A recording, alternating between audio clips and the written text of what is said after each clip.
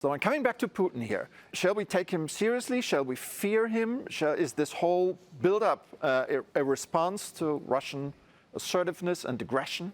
I think we invoke the Russian aggression in Ukraine to justify programs that existed before. Let's not forget that, for example, the European Defence Fund was started before the current war in Ukraine. So there is, of course, you know, I mean, the Defence Fund was so important for Europe to be started ahead of the Russian attack, but the quantity is so important, the connection is so important. When we see, we should not underestimate. Let me get back. First of all, with these things, we're putting a lot of money, extra money, you know, by saying Russia is going. There's a contradiction in European mainstream discourse, which is saying at the same time that Russia is extremely weak, is losing in Ukraine, and we might be able to free Ukraine from Russian occupation militarily. And then you have these images of the Red Square in Moscow where there's no parade. And on the other hand, the fact that Putin would be able to conquer the whole of Europe.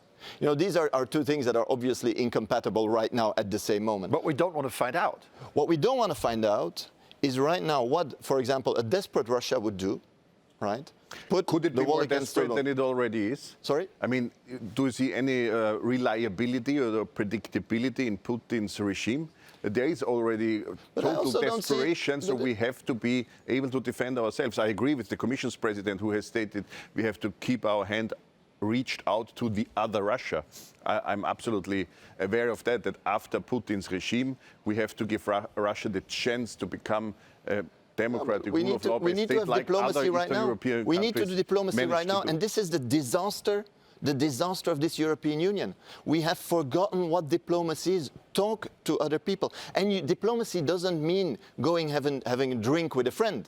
Diplomacy is talking to the opponent, to the adversary, to the enemy. This is to de-escalate and to limit conflict. And most countries in the world have tried this, and the European Union has refused.